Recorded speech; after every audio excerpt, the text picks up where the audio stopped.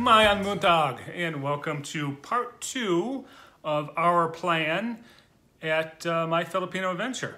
So the last video we talked about what it costs to live here in the States. You can find a million vloggers talking about what it costs to live there. You can live as little as I think Brian and Marcel live for like $600 a month, and because they don't have rent, and I think their car is paid off. So, or you could, some people, I think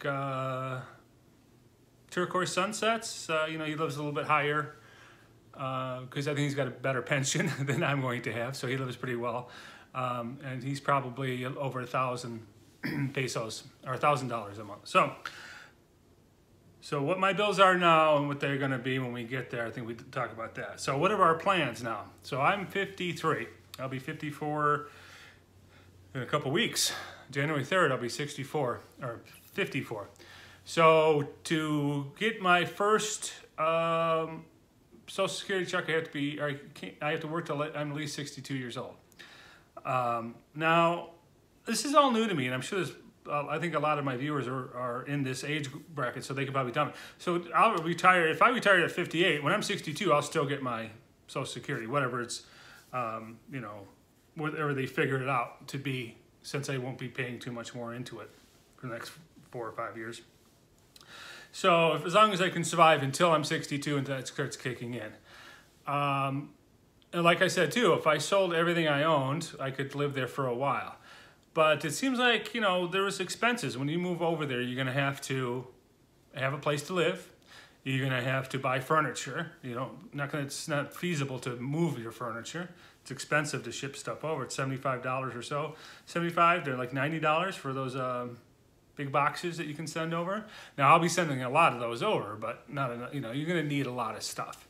So your initial output's going to be quite a bit. And if you want to buy a car, which I think I will, Yna's afraid of motorcycles. She was in a bad scooter accident when she was young. So, I have to get a car. So there's going to be a lot of outlay. So I don't want to just rely on my savings just to live there, because, you're going to run out. And I also just don't want to survive while I'm there. I worked hard my whole life. I want to be able to enjoy it. So I want to be able to go take day trips and weekend trips, explore the islands, and not just the Philippines. One of my dreams is go down to Bali, Indonesia, and then take the boat over to Komodo Islands and see the Komodo dragons. There's a lot of stuff that I'd like to see while I'm over in that side of town. So our plan is, first, is to get Yna here. So we're still waiting on our K1 visa. It's been a while. It sucks. It seems like it's taking forever, but really it's in line of what it takes. It's just the waiting kills you. So, and we're only at the first stage. They're just reviewing our initial petition.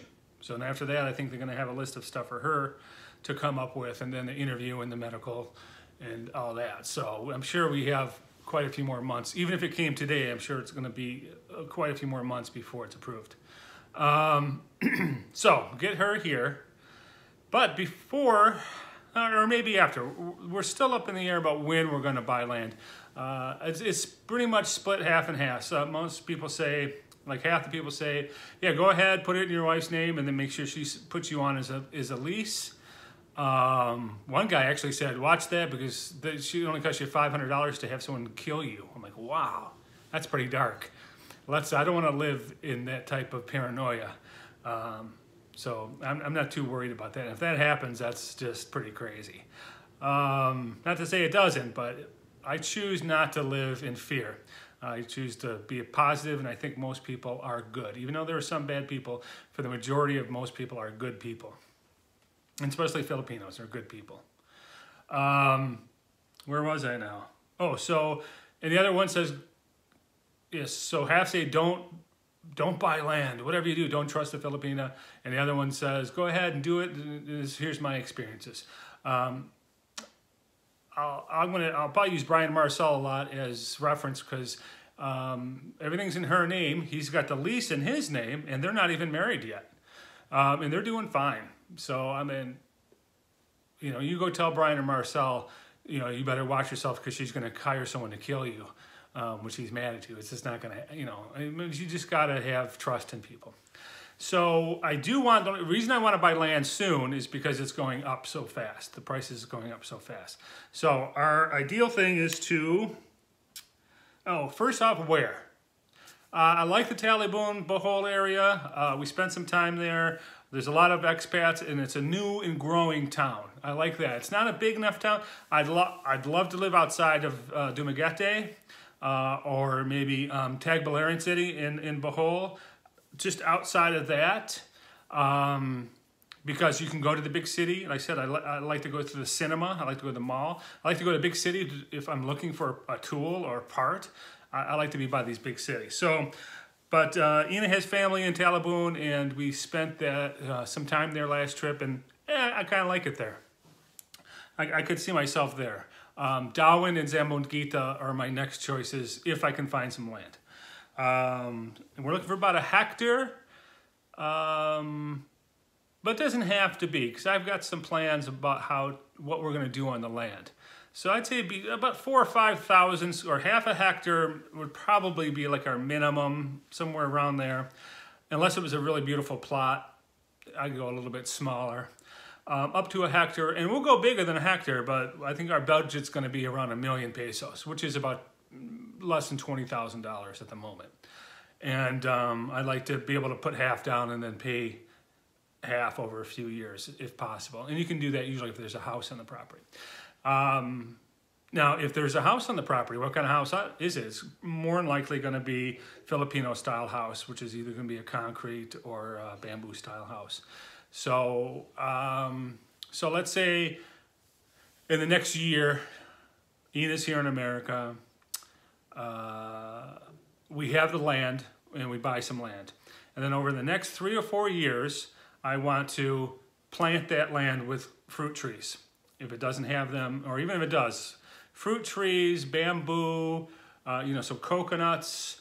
Not so much that I want to be a farmer. It's not something that you can harvest, which wouldn't hurt to supplement your income. And that's what we're going to talk about next. In part 3, we're going to talk about how to make income.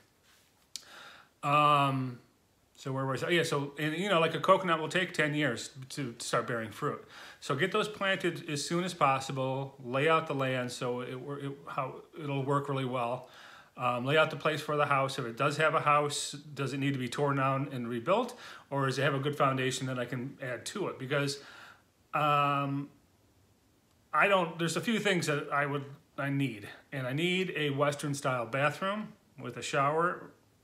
I'm not going to be taking showers out of a bucket. I'm sorry. It's just, I'm 53, 54. I'm set in my ways. And I wouldn't mind having somewhat of a Western style kitchen. And outside dirty kitchen's great. It's just, these are the two things I like.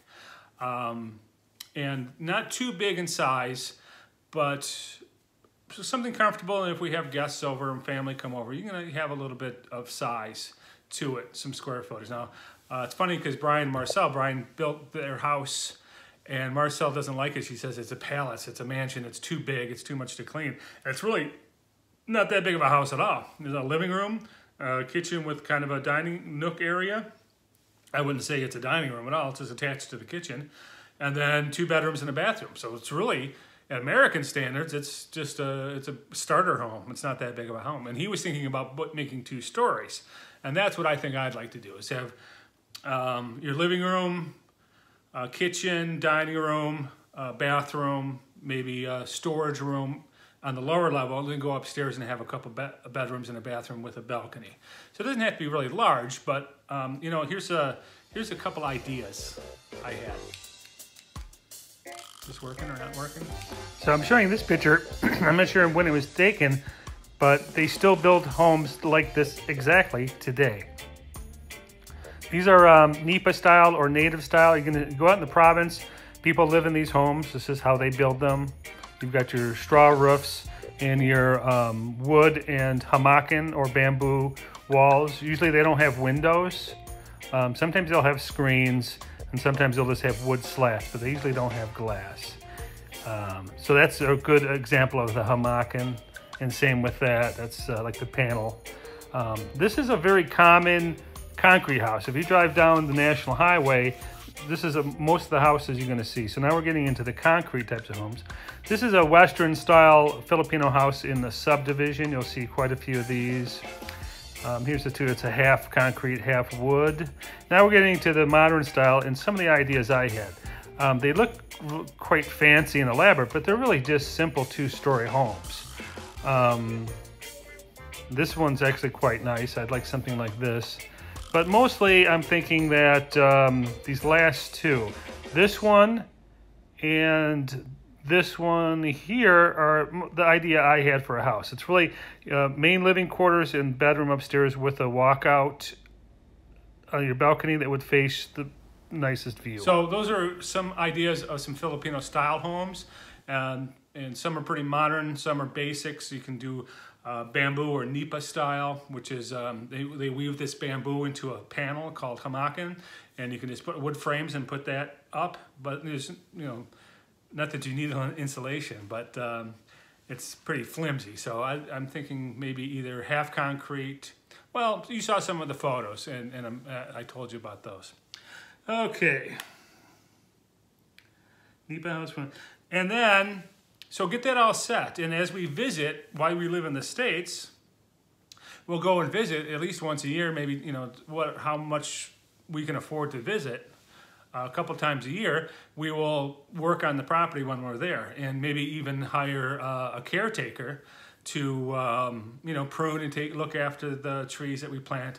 And if we're building a house, someone like a family member or someone we can trust, to kind of manage and be a general contractor to look over the building of the house while we're not around.